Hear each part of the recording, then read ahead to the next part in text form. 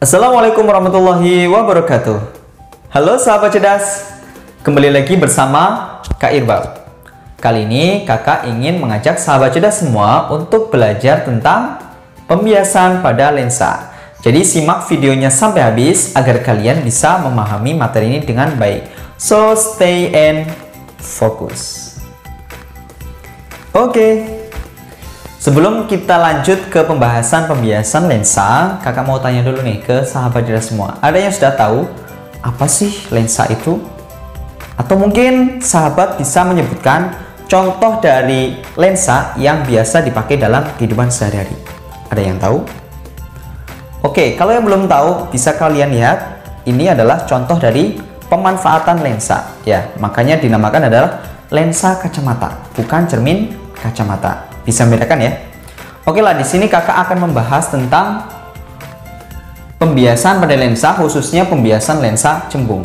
Perlu diketahui ya sahabat cerdas bahwa lensa itu secara garis besar dibagi menjadi dua. Ada lensa cembung dan nantinya ada lensa cekung. Nah, lensa cembung ini bisa disebut juga lensa konveks atau konvergen. Kenapa konvergen? Karena dia sifatnya mengumpulkan cahaya.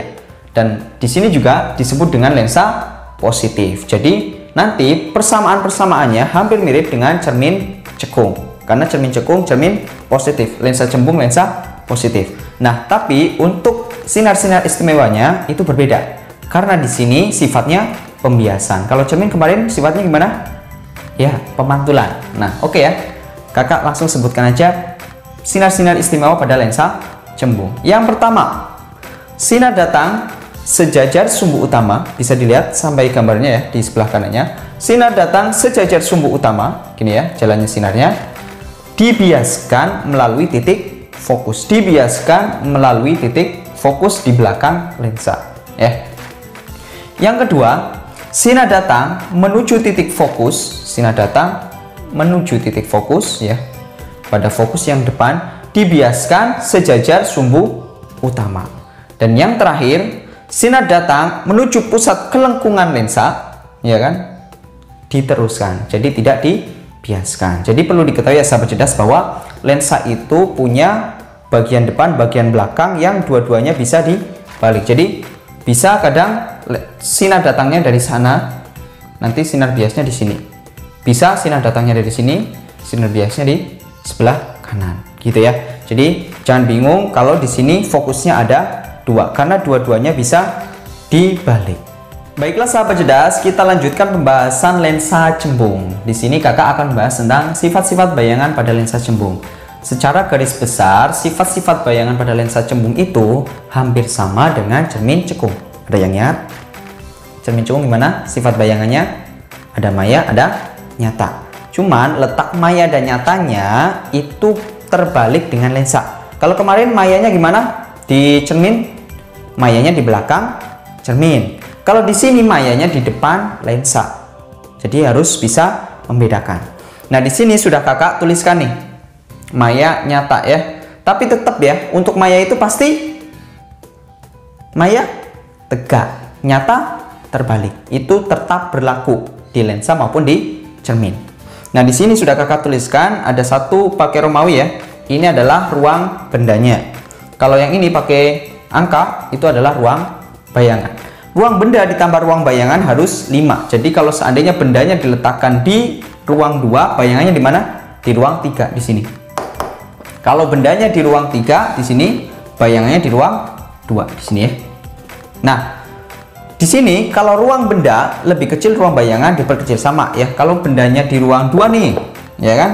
Berarti bayangan di ruang 3. Dari 2 ke 3 membesar, berarti bayangannya membesar. Kalau bendanya di ruang 3, bayangan di ruang 2. Dari 3 ke 2 mengecil. Makanya gini, ruang benda kalau lebih kecil daripada ruang bayangan itu diperbesar tadi ya. Kalau 2 ke 3 itu diperbesar. Kalau tadi 3 ke 2 berarti diperkecil.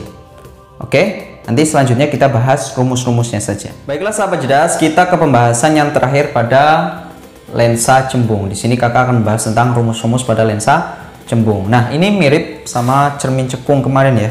Rumus-rumusnya nggak ada bedanya. Sama, mau nyari fokus, mau nyari di sini apa? jarak benda ke lensa, jarak bayangan dari lensa, perbesaran. Nah, tapi yang ketambahan di sini nih, P. Biasanya ada ya, siapa tahu ada. Kekuatan lensa. Satuannya adalah dioptri. Nah, perlu diketahui P ini adalah 1/F, dimana kalau F-nya itu dalam meter itu pakainya 1/F. Tapi kalau F-nya itu dalam senti, maka pakainya 100. Jadi P sama dengan 100/F. Gitu aja ya.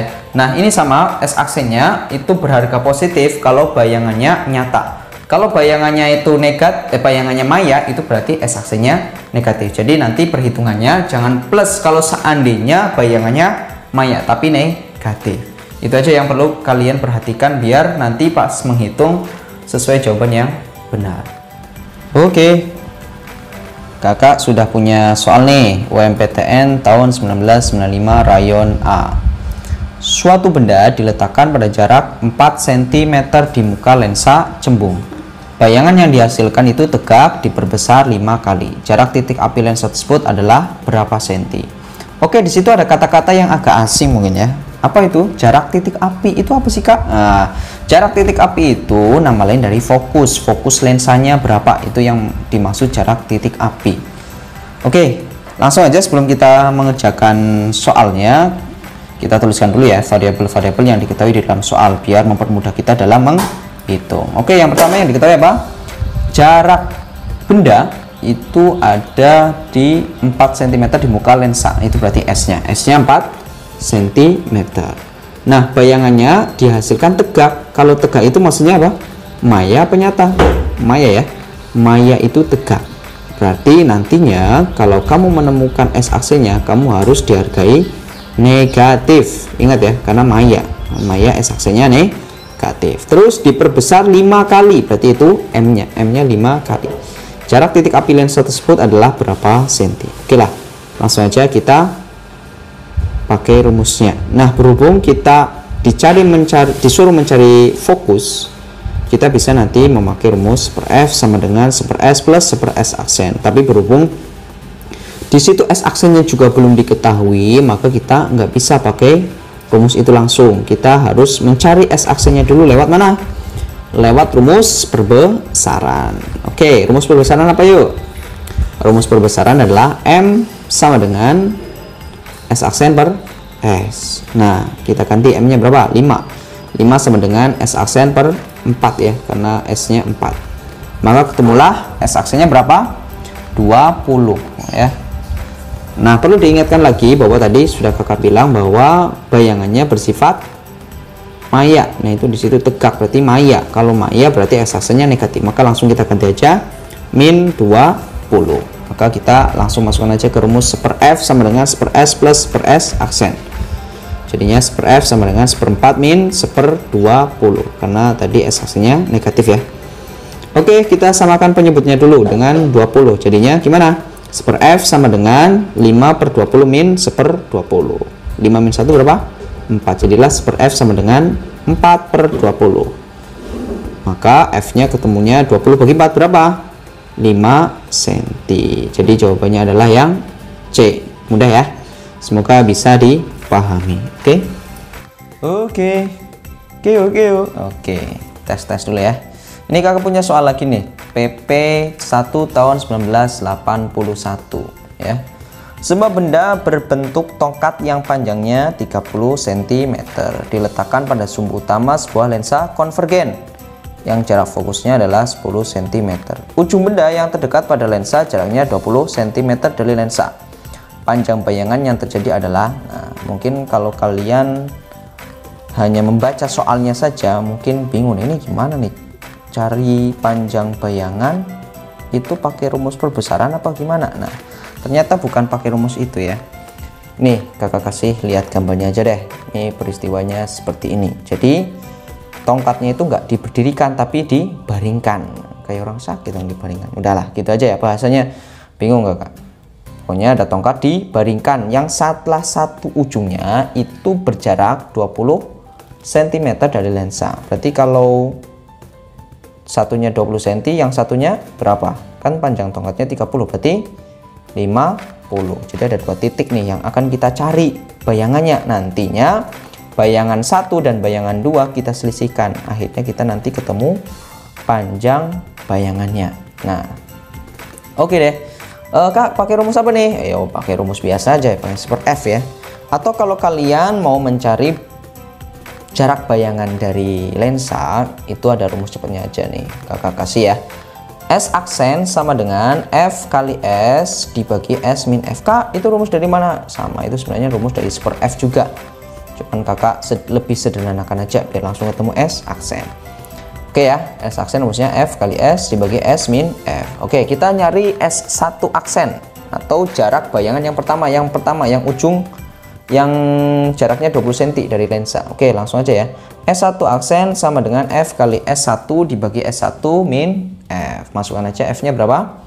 Fokusnya 10 cm ya. Terus kali S1 adalah 20. Dibagi S1-nya 20 dikurangi 10. Jadinya berapa? 10 kali 20 200 dibagi 20 kurangi 10 10, berarti 200 dikurangi 10 adalah 20 cm. Jadi bayangannya adalah 20 cm dari lensa ya. Oke, kita nyari S2 aksennya atau panjang bayangan dari titik yang satunya yang di belakang ya. Oke, kita masukkan aja rumusnya sama F kali S2 dibagi S2 min F. F-nya berapa? Tetap 10. S2-nya berapa? S2-nya adalah berapa? 50 ya? Ya, 50 dibagi 50 min 10 karena S min F. Ya udah, dikali aja, berarti 50 kali 10 500 dibagi 50 kurangi 10 berapa? 40, atau kita sederhanakan 50 bagi 4. Berarti berapa 50 bagi 4? 12,5. Berarti lebih depan nih. Iya, jadi terbalik ya. Yang tadinya tongkatnya yang ujungnya di belakang, sekarang ujungnya jadi di depan. Berarti kita selisihkan aja nih. 20 dikurangi 12,5. Berapa jawabannya? 7,5 cm. Kalau lebih jelasnya lihat gambar aja ya. Oke, semoga bisa dipahami untuk mengerjakan soal-soal yang tipe yang lainnya. Oke. Baiklah, sampai di sini dulu ya sahabat cerdas untuk materi lensa cembung. Semoga kalian bisa memahami materinya dengan baik dan tetap semangat untuk belajar. Oke.